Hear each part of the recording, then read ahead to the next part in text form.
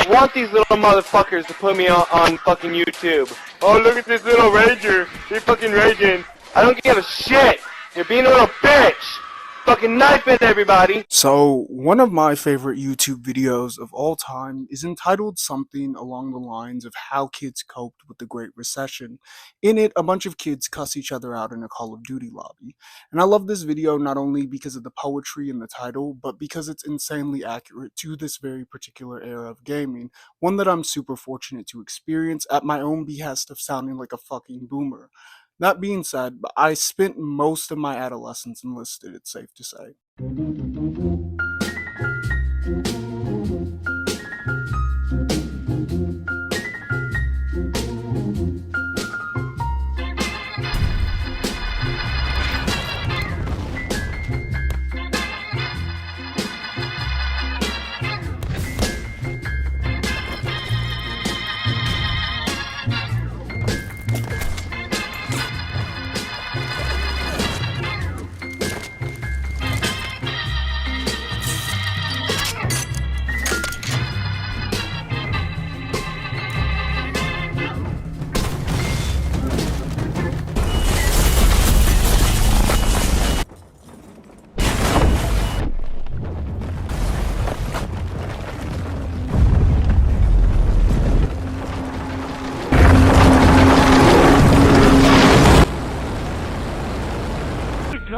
Learn how to fucking shoot a gun, you fucking riot shield. What else? Oh, riot shield! I'm a pussy that use riot shield. Oh, I'm a pussy. What do you want me to use? Faggot. You tell me what you want to fucking use. There's prestige, you fucking fag. Tell me what to fucking use, huh? Tell me what to fucking use, huh? Tell me what to fucking use to play the fucking game. Shut the fuck up. I'll fucking work you. You fucking fucking faggot. Pussy. That's right. Yum, yum, yum, yum, yum, I eat dick all day. Yum, yum, yum, yum, yum, I eat dick. You wanna fight dick? You eat dick? Nigga, what a fucking homo. Exactly. You eat dick. Nigga said he eats dick. You a homo, nigga. Fucking Making fun faggot. of you, you dickhead. Fucking You're making fun of yourself, you fucking idiot. You're looking like a loser right now. You test procedures in fucking your evil, riot shield, fucking bitch. motherfucker. That's what the fuck you are. You Keep look like a using your fucking riot shield, Ewok. faggot. Keep Your using your mom's a riot fucking shield. cinder. Keep using your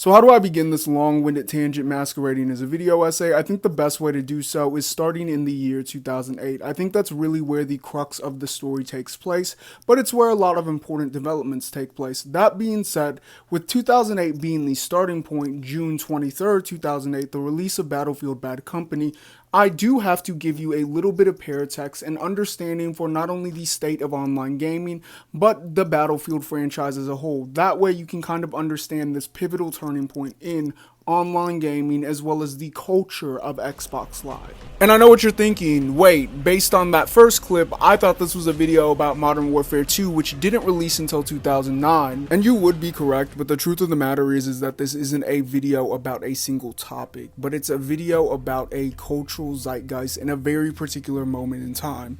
And to understand the moment in time that I want to talk about and my own little nostalgia berries for the very toxic masculine culture of Xbox Live, we have to understand what Xbox Live was on the Xbox 360 generation at launch. So technically the story begins on November 22nd, 2005 with the release of the original Xbox 360. Because right out the box, the Xbox 360 gave you a lot of things to get you started. It came with a power supply, AV cables, a controller that was wireless, but most importantly, it came with an Ethernet cable and a chat headset.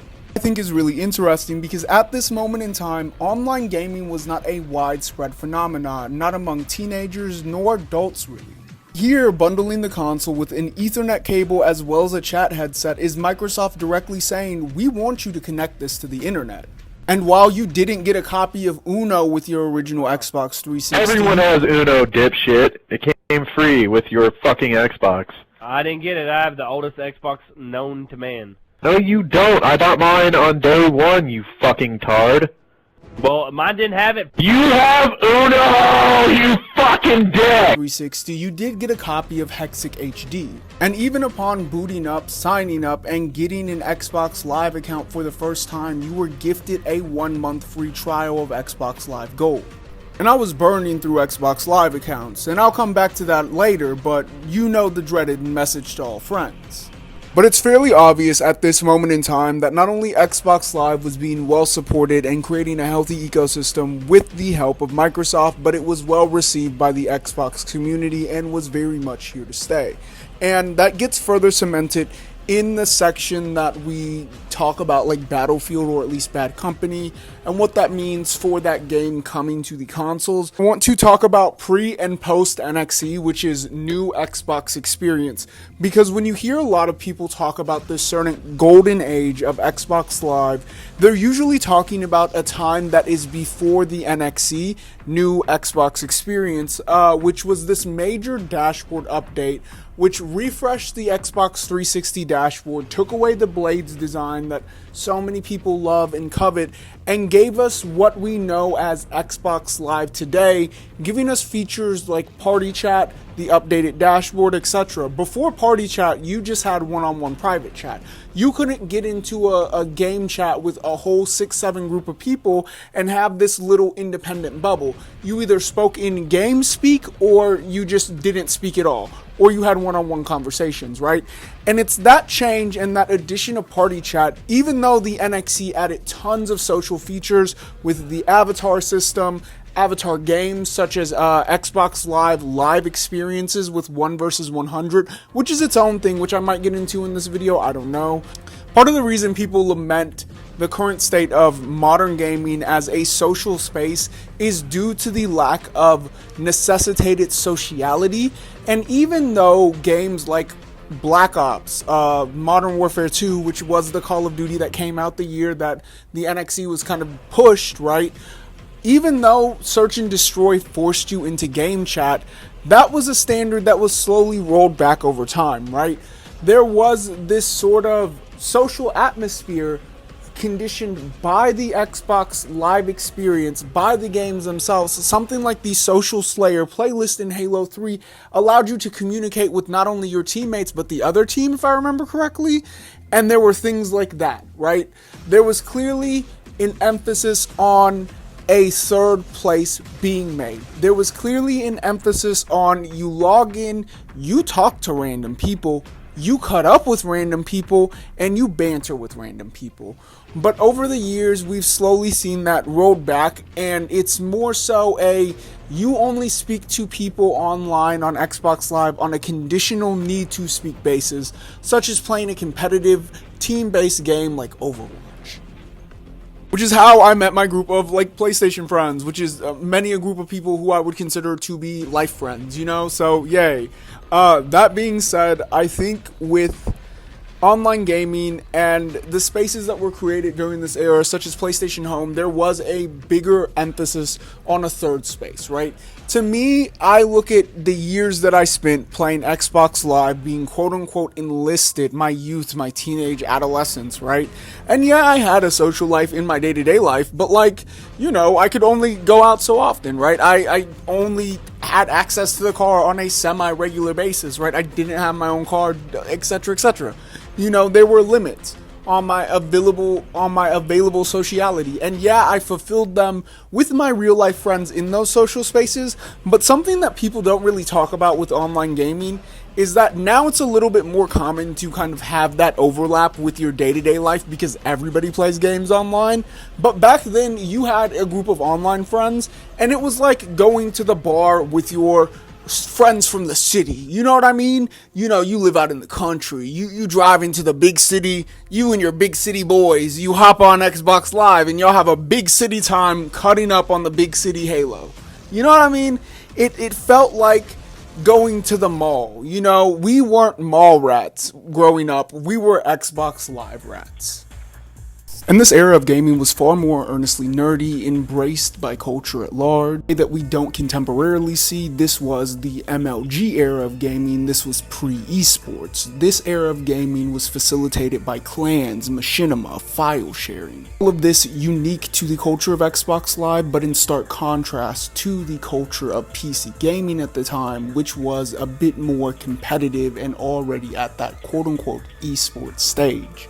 Very casual prosumerness to it all. I was even part of a Halo 3 clan, you know, shouts out Team Timeout, and granted I can't find any of the machinimas that I was a part of, and this was a 50-something odd person clan, but I still was part of a clan. This was very normal at this moment in time. People who I went to high school with were part of clans. It was by and large a cultural embracing of gaming culture, and yeah, it was more communicative and a little bit more toxic, partially due to the fact that we were all actively communicating with one another, but it also had a sense of competitiveness and camaraderie that you simply don't see in culture and gaming today. As much of a loaded statement as this might sound or come across, like, I think video games in this particular era of hyper-toxic masculinity offered men and young boys a refuge while struggling and coping with the Great Recession. It was a digital smash room. Like, yeah, smash rooms exist. People need healthy ways to get out their frustration, anger, and aggression. While shit talking in a digital lobby might be a little bit emotionally scarring for the people who receive that or are giving it, because I backtraced it and I know who's emailing and who's doing it, and you've been reported to the cyber police and the state police. it's better than doing it in your day-to-day life with your peers, your work colleagues, etc., etc. Am I saying that inherently makes it okay? Absolutely not. But what I am saying is that, like, I understand why this safe space for men existed and was conditioned. Also, to acknowledge the fact that violent video games, I think, are, to a certain degree, a healthy coping mechanism for men to get out their frustration and anger. I also like to acknowledge that, yeah, there were openly antisocial behaviors in these violent video games. Oh my fucking god! Stop knifing me! Shielding, trolling, you know, only using a knife in the gun game, but I also argue that that's just part of play in the dynamic of those gameplay systems they're in. Those tools wouldn't be there if they weren't meant to be used. Like sniping in video games because it pisses people off. I love playing a point and click adventure, bro. I see you, I delete you. Also a skill and a craft that I've personally honed over time. My dominance on the battlefield is thanks to my time put in the training field.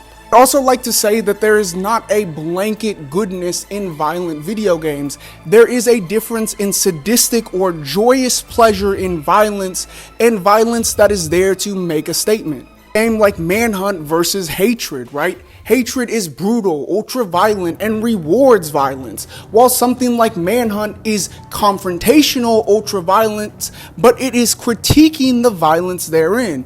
Look at a game like Spec Ops: The Line, one of the best war games ever made, that is literally a retelling of Joseph Conrad's Heart of Darkness. I couldn't find my copy of Heart of Darkness. Like, it's one of my favorite books and I've read it a fuck ton, but I guess, I don't know, I think I may have sold it because I've read it so much. That being said, Heart of Darkness is what Apocalypse Now is based on, as well as Ad Astra, so definitely go read that book if you haven't read it already. That's also to say that, like, I think the culture of YouTube, raging, and stuff like that, there is a difference in playing the game and pissing people off because what you're doing is innately frustrating as a gameplay system, like only using a knife in Black Ops' gun game, versus like being a dickhead and throwing a match in Overwatch because you don't like somebody else's team pick. My joy of, say, sniping or super hard trap characters in fighting games is not due to the sadistic pleasure, but because of the pleasure of getting good at a skill and showing that dominance on the battlefield and gameplay systems therein. Speaking of Battlefield, I'd argue that part of the reason why 7th generation online lobbies were so innately toxic is because the games themselves didn't synergize or create a necessary environment in which the players had to cooperate and use actual fucking teamwork until something like Battlefield came along. But I'd also like to say that in talking about this culture of online gaming, for every bad fucking, you know, lobby, raging, I had 20 more actual jovial, laugh-filled connections and conversations, you know? I think it's so frustrating that we've collectively otherized and looked down upon what was just a normal part of masculinity all of a sudden, when we fail to kind of understand or, you know, look at the innate need and value of this hyper-violent media. Because fuck, we live in a hyper-violent society. Our hyper-violent media and hyper-violent escapism is a reflection of the society we live in. But I also think it's far more healthy and productive to have boys sit around and play in a digital war zone than it is to send them to fucking war. Far more healthy and productive to let boys fight it out in a 1v1 no-scope 1v1 you pussy! battle than have them fucking fight each other at school. That also isn't to say that Halo or Call of Duty didn't require teamwork. A lot of those games and game modes were innately team-based, but I'd say that the systems of play are innately cumulative and don't really require a lot of communication and coordinated teamwork like you found and would see in the gameplay systems in the Battlefield franchise. In that, like, if you're playing oddball in, like, Halo, you just gotta protect the ball carrier, right? You know, you just gotta drive the person with the flag back to the point. It's a very passive form of teamwork. Whereas in Battlefield, you know, you were, like, pushing together as a group of, like, tank and squad members, you know, trying to fortify and do. But I'll get into that in a second. Let's talk about why Bad Company changed the fucking game in the first place.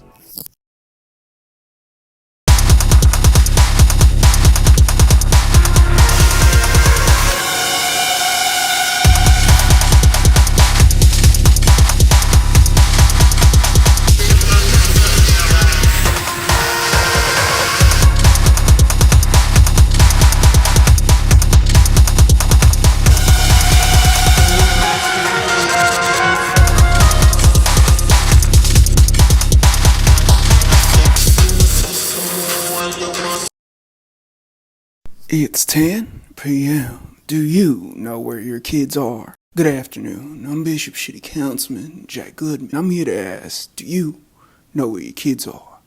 It's 10 p.m. They could be anywhere. They could be gambling, fornicating, eating a sandwich, using technology, underage drinking, operating a motor vehicle after having said underage drinks. Or worse, acquiring a vested interest in the local bowling league. I'm Bishop City Councilman Jack Goodman. It's 10 p.m. Do you know where your kids are?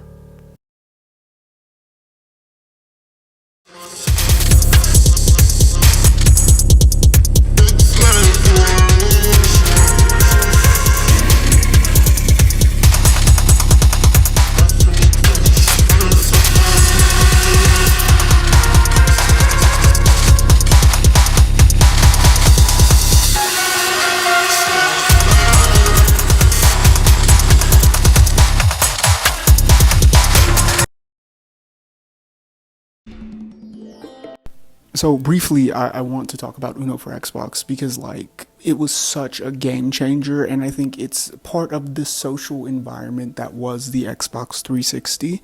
So prior to Uno for Xbox, the only way to talk in a group of friends was to essentially just sit in a Halo lobby and, like, not play a game if you just wanted a more casual talking experience pre-NXE, right?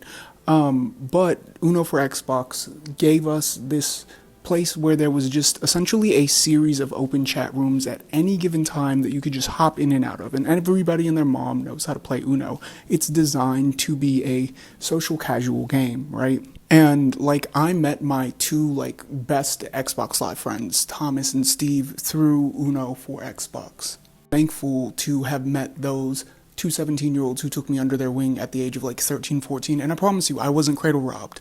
That being said, Uno for Xbox was absolute, pure, unabashed anarchy and chaos, partially because it allowed for the use of the Xbox Live Vision camera, and it sucks because no other version of Uno for consoles has ever like allowed that after that, and that trust and good faith in others was such a novelty, and I think that's something that we kind of take for granted now, because yes, it was unhinged, but it was such a wonderful and unique chat and social space and social experience.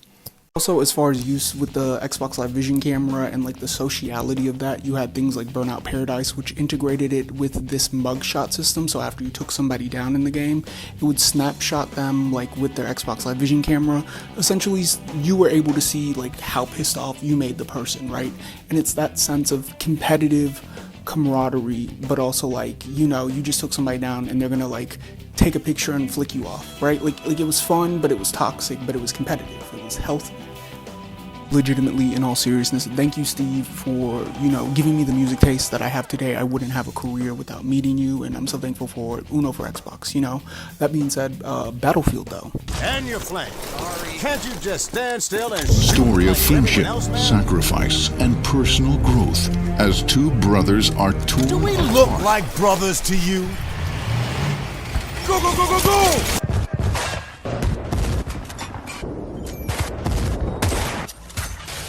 Now granted, I did not play 2142 or Battlefield 2, those weren't on consoles, nor were they on my radar. I was like 11 or 12, and please don't worry, I was not cradle robbed. That being said, now 2142 was in fact a game changer, making the foundation for what would be modern Battlefield. But you see, Battlefield was on PC, and Bad Company was designed from the ground up for console with its campaign-focused story direction, as well as offering new design features therein. That being said, Bad Company I did in fact play a fuck ton of, because it was rightfully fantastic. Battlefield at this time was the premier PC gaming experience focused on large-scale battles and hardcore tactical gameplay, known for its engrossing 64-player multiplayer experience, though it seems very odd to bring that to console, especially since Bad Company was only 12v12, 24 players in total, as well as having a campaign which was tonally very much silly and goofy, taking on a Tropic Thunder-esque kind of vibe. Bad Company, with its foul-mouthed platoon of main characters, felt like a thematic parallel to your own foul-mouthed platoon of friends. The problems I had, you know, with blowing stuff up. Though, all in all, it was a breath of fresh air in the gaming landscape, with its unique focus on destruction as well as disruptive gameplay, meaning that if you saw somebody camping, you blew that shit up, bro. Or your boy's playing explosives and he'll do that for you. You guys can keep on pushing, and you're playing medic, and when your boy's down, you can hook him up, even though they didn't have paddles until Bad Company 2. And don't worry, your homegirls got you with plenty of ammo when your other boy is playing engineer, so you can repair those LAVs as much as you need. Let's keep it pushing. The role-based system was a far cry from the standard shooter of the time, and very much ahead of its time, with most games like Medal of Honor, SOCOM, and Call of Duty just giving a simple soldier experience or focusing a more grounded and realistic tone. But Bad Company was a completely disruptive game changer, offering something unique, especially to the hyper-casual console gaming market. All this in a dynamic sandbox environment. Not only feeling larger than COD or Halo, but like a true war zone without being super tactical in the way the mainline titles of the franchise were. It was a great way to introduce the franchise to new people while still making it feel familiar. With its single player campaign being slightly off model in tone, yet mirroring the chaos and feeling of online gaming, golf cart joyrides and all. To mention the franchise's fun competitive touches like the dog tag system that I believe was introduced in Battlefield 3, allowing you to collect the unique dog tags of each player you end up knifing, and allowing you to customize and give your own dog tag its unique flair, adding a touch that was more than just a simple calling card or emblem, but made your character and soldier feel more connected to you, as well as giving you an endless trophy system for every person that you've knifed. With its sequel Bad Company 2 being bigger and louder, doubling down on all the great features that made the first one work, adding tons of quality of life improvements like being able to go prone. And I think as opposed to, say, Call of Duty or Halo, Battlefield had a unique sense of camaraderie thanks to its squad-based matchmaking system. Even though you were on a team, you were part of a small squad of players, in a sense of controlled chaos throughout the environment that is only ever matched by something like Call of Duty Zombie. There's truly no feeling like unlocking the secrets of a new zombie map like 5 or Noctitoten in real time. while you and your boys scream, shout, run, and make crawlers so that you guys can go shopping for the next round. Me, something like Call of Duty at times feels like a paintball arena, but Battlefield feels like a true war zone, pun intended. With Bad Company not going as far or as deeply military sim as its PC counterpart, foregoing stuff like Commander Mode, a mode that allows you to have an overhead perspective, drop resources, give commands to other squads of other players on your team.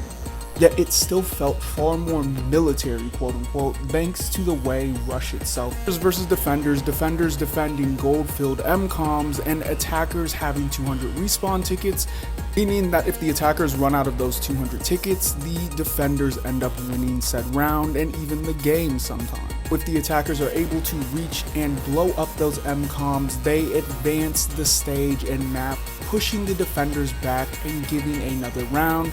You go for 3 rounds, and then if all 3 rounds are played out and the defenders lose, the attackers there win. And it's this sense of scale that allows Battlefield to feel like a giant immersive sandbox. This before the Levolution feature was even introduced to the franchise, Levolution being a series of scripted events in which big set pieces break the map or open up new pathways, changing the entire map itself. The tanker blows up, skyscraper falls, it makes the war zone feel like a true war zone. Did I mention that there were vehicles both in the sky and on land in Battlefield? Though before we get into vehicles, what class are you even going to play? 4 classes are on offer in any of the Battlefield types. Unique gun and weapon capabilities as well as specialty features, with Recon being able to give sights like UAV grenades, sniping, as well as being able to use things like the laser mortars, binoculars that allowed you to just take out like you had Demo, which is fairly self-explanatory, that's going to be demolition, explosives, RPGs, etc. You then had Support, which is able to offer health as far as medkits, and then later in Bad Company 2, even revives with the added paddles. Or in Bad Company 1's case, Support was even able to use the tool that would be given to engineers in later games, able to use the vehicle repair tool, which was sometimes a drill, sometimes simply a wrench, but I loved the drill because both the drill as well as the defibrillator could be used as weapons against enemy combatants. The Specialist was occasionally given tools that would be sometimes given to Recon classes in other titles in the series. Idea, you have 4 main archetypes. I heal people, I snipe people from a distance, I explode stuff, and I'm able to repair vehicles. Those are your 4 main archetypes that you find in any Battlefield title. It wasn't just the gameplay systems that were amazing in Bad Company. I think the UI, the tone, and especially the aesthetic in Bad Company 1 are gorgeous. The animations in Bad Company are fantastic. The way the guns that you pick up drop down on the screen's menu like almost a keychain is so gorgeous. In the game also encourages you to pick up random weapons because you are equipped with a very limited amount of ammo, and with Battlefield having 20 to sometimes hour plus matches, you're gonna need to restock ammo from life to life. Favorite element of the Battlefield franchise is its projection-based shooting system. Alright, video long as hell, but to make a very long-winded point very short, Battlefield, instead of hit scan, had projectile-based weapons, meaning that you had to actually lead and track your shots. There was more recoil as well, whether that be any type of gun you use, but with sniping and RPGs in particular, this became a huge factor and something that is a learning curve for everybody going into Battlefield. It's one of the many things that makes the game enjoyable. That being said, Battlefield was fun as hell, bro. You was doing dogfights. You was really in the cut. It felt like you were on a battlefield. To put it bluntly, dude, like, Battlefield gave me so many memories thanks to its emergent gameplay systems, but thanks to the experiences fostered by first-person shooter games of that era, like Call of Duty World at War, I have a newfound respect, or just a profound respect for warfare and those who end up enlisting in general. But me having those hee-hee har-har fun moments of emergent gameplay are some of my fondest memories, which is the craziest thing to say, but that's how dynamic and fun Battlefield was. That being said, like, this era of FPS shooters is really, really unique. You then had Battlefield Hardline, Payday, Payday 2, the OG version of Rainbow Six Vegas, though I think this trend that the games became more complex a little bit after this ended up getting steamrolled into this esport battle royale era that we are in today. And I think that's due to the fact that concepts like Payday or a little bit harder than your just average pick up and play first person shooter game. And don't worry, this is a closing tangent, okay? But it's a power level on you. I grew up playing hardcore mode in Battlefield, so...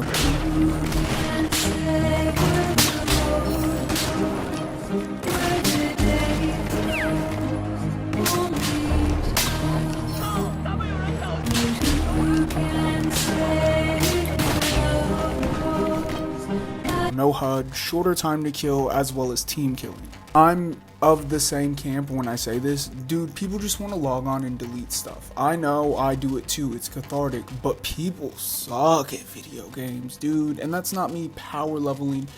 And I feel like a big reason for this is because any game that takes more than 2 seconds to understand its rules and systems and requires a certain level of communication post NXE, new Xbox experience, is pretty much dead on arrival because nobody is communicating in game chat anymore. It's a shame because I truly loved games like Payday 2, but those require a certain level of stealth and communication, and that was never found in a public lobby. Understand that these games have like built-in quality of life matchmaking systems, but it doesn't matter because my elo and in-game secret ARG is so fucking high that everybody in my lobbies are sweating their ass off. That being said, you know, having to find and schedule these games on Reddit with complete strangers not only makes the games and playing them feel far more formalistic, like having a board game night or something, but it then adds an added layer of pressure to the people in your squad or found group that you're playing with that night to truly succeed and be super quality players at the game. So please take out skill-based matchmaking, bro. If fucking damn Ted in Pansatucky, Iowa's getting mad because some fucking 11-year-old is smacking him around on Halo, bro, let him be mad, bro, please. I don't want to be stuck in the damn sweaty lobbies because I know how to fucking aim. That's kind of weird. In the day, there was none of that. Like, they just threw us all in the same playpen. You really only ever got good games when you used a third-party service like Reddit to find people to play these games with. My humble opinion, shouldn't be required to have quality matches in these video games, regardless of if you are playing on a competitive or casual level. I think this issue is even more compounded in the era of free-to-play games because the quality of player base is so poor because there's no buy-in. Not me saying, oh, we need to gatekeep it behind a paywall, but a paywall introduces a certain amount of valuing the game itself. Oh, I think I'm always a little bit salty and frustrated because something like Friday the 13th, the game sucked because people didn't want to learn how to play the game, and it's not that complex. Also, because of things like party chat, you had people in these little micro bubbles. Essentially, one player in their friend group was Jason and the other was a counselor, and they just give away people's locations to their friend that was playing Jason. Something like Friday the 13th was essentially built off of proximity chat, walkie-talkies, and using all these cool, unique gameplay systems that required you to talk in game chat. It's one of my favorite games I've ever played, even though it had a short life and even though it suffered from that same finding match issue, but I'd argue that the game probably might have had a better reputation and better shelf life if it required people to use game chat. This is a compounding issue in any online game. Far cry from my days of being an enlisted Xbox Live rat in the social and digital mall that was the third place of Xbox Live pre-NXE. A lot of fancy words, but you understand what I'm saying. Public chat felt like going to the bar and then you'd end up playing maybe 1 or 2 hours of ranked matchmaking, and then you'd find some friends, and then you'd get invited to a game of custom games which you'd spend the last 3 to 5 hours of your night. It really felt like going to the bar and getting invited to an even cooler kickback where everybody there was personally invited by the host or the host friends, and then we'd all take turns showing each other different custom games. I don't know, extremely long video essay. The world used to be smaller, but bigger at the same time. So sadly, your meal is in fact complete. The video is over, bro. There is nowhere else for you to stay. So sadly, while you don't have to go home, you can no longer stay here. Granted, you can always stick around, maybe watch another video of mine, maybe watch my whole channel, maybe join my Patreon. I don't know, I'm not the boss of you. That being said, this video will now self-destruct in like maybe 30 seconds. All's to say, thank you so much for taking time out of your day to spend some time with me. I'm as always greatly appreciative. What am I gonna do after this? I have no idea. Maybe take a shower. I don't know. Thank you for watching this high school quarterback glory days ass video. Have a nice one. Bye. Big Mac.